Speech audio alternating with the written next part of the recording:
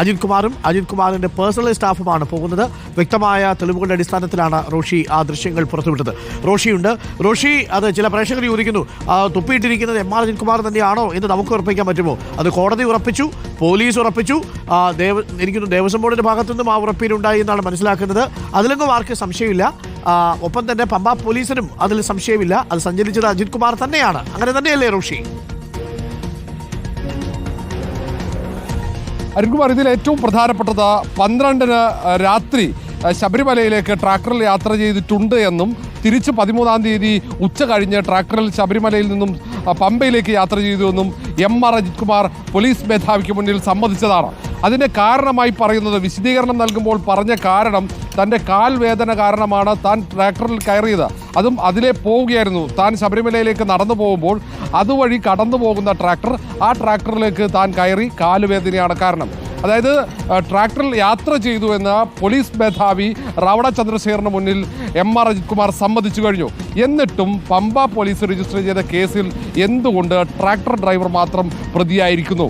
ആ വാഹനത്തിൽ ട്രാക്ടറിൽ യാത്ര ചെയ്ത ADGP എം ആർ അജിത് കുമാറോ അതിൻ്റെ ഒപ്പമുണ്ടായിരുന്ന ഗൺമാനോ അല്ലെങ്കിൽ പത്തനംതിട്ട SP അയച്ച സുരക്ഷാ ഉദ്യോഗസ്ഥരോ ഇവരാരും എന്തുകൊണ്ട് അതിൽ പ്രതിയാകുന്നില്ല എന്ന പ്രധാനപ്പെട്ട ചോദ്യമുണ്ട്. കാരണം ഹൈക്കോടതി ഉത്തരവിൻ്റെ ലംഘനമാണ്, നിയമലംഘനം നടന്നുവെന്ന് ഹൈക്കോടതി സ്ഥിരീകരിച്ചു, പോലീസ് സ്ഥിരീകരിച്ചു, FIR രജിസ്റ്റർ ചെയ്തു. പക്ഷേ അതിൽ യാത്ര ചെയ്ത ADGP എം ആർ അജിത് കുമാറിനെതിരെ മാത്രം കേസില്ല, ഒരു നടപടിയുമില്ല. പക്ഷേ ആഭ്യന്തര സെക്രട്ടറിക്ക് DGP റവണ ചന്ദ്രശേഖർ റിപ്പോർട്ട് കൈമാറുന്നുണ്ട്. ഒരുപക്ഷെ സർക്കാർ ഈ കാര്യത്തിൽ തീരുമാനമെടുക്കേണ്ടി വരും, ADGP എം ആർ അജിത് കുമാറിനെതിരെയുള്ള നടപടി എന്തു വേണമെന്നുള്ള കാര്യത്തിൽ. പക്ഷേ കേസിൽ എന്തുകൊണ്ട് പ്രതി ചേർക്കുന്നില്ല എന്നും പ്രധാനപ്പെട്ട ചോദ്യമുണ്ട്. ഈ ചോദ്യത്തിന് ഒരുപക്ഷെ ഹൈക്കോടതിയിൽ പോലീസ് ഉത്തരം പറയേണ്ടി വരും. കാരണം സംസ്ഥാന പോലീസിനോട് ഹൈക്കോടതി റിപ്പോർട്ട് ആവശ്യപ്പെട്ടിട്ടുണ്ട്. അവിടെ പത്തനംതിട്ട SP പുറമെ ശബരിമല സ്പെഷ്യൽ ഓഫീസർ കൂടി അഫിഡവിറ്റ് നൽകേണ്ടി വരും. ഏറ്റവും വലിയ നിയമലംഘനം ഒന്ന് ഹൈക്കോടതി ശബരിമലയിലെ ഇതിൽ നിയമത്തിന്റെ വഴിക്ക് പോയില്ലെങ്കിൽ, ഇതിൽ എം ആർ അജിത് കുമാറിനെതിരെ നടപടി എടുത്തില്ലെങ്കിൽ ഇതൊരു തെറ്റായ സന്ദേശം കൊടുക്കില്ലേ പൊതുസമൂഹത്തിന്? അധികാര ദുർവിനിയോഗം മാത്രമല്ല, ഹൈക്കോടതിയുടെ ഉത്തരവിന് പുല്ലുവില കൽപ്പിക്കുന്ന ഒരു ഉന്നത ഉദ്യോഗസ്ഥൻ എന്ന് പറഞ്ഞാൽ അത് കൊടുക്കുന്ന സന്ദേശം ചെറുതായിരിക്കുമോ?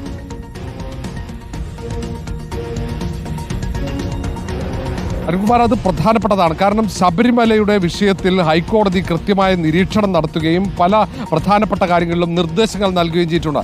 ഹൈക്കോടതിയാണ്. അങ്ങനെ ഹൈക്കോടതി പറയുന്ന കാര്യങ്ങൾ ഏറ്റവും മുതിർന്ന പോലീസ് ഉദ്യോഗസ്ഥൻ അത് അനുസരിക്കുന്നില്ലെങ്കിൽ, ആ ഉത്തരവുകൾ ലംഘിക്കുകയാണെങ്കിൽ അത് പൊതുസമൂഹത്തിന് നൽകുന്നത് തെറ്റായ സന്ദേശമാണെന്ന് പറയാതെ വയ്യ.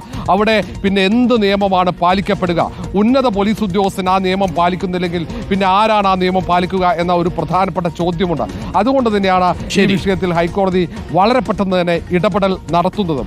അതുകൊണ്ട് ബോധപൂർവം ADGP M R Ajith Kumar ഈ നിയമം ലംഘിച്ചു എന്ന് തന്നെയാണ് ഹൈക്കോടതിയുടെ നിരീക്ഷണം. ഇനി ഏതായാലും ഈ റിപ്പോർട്ടുകൾ ലഭിച്ചാൽ വീണ്ടും ഹൈക്കോടതി ഇത് സ്വമേധയാ പരിഗണിച്ച ഹർജി വീണ്ടും പരിഗണിക്കും. ആ ഘട്ടത്തിൽ ഹൈക്കോടതി സ്വീകരിക്കുന്ന നിലപാട്, അതിനൊപ്പം തന്നെ സംസ്ഥാന സർക്കാർ സ്വീകരിക്കുന്ന നിലപാടും നിർണായകമാകും.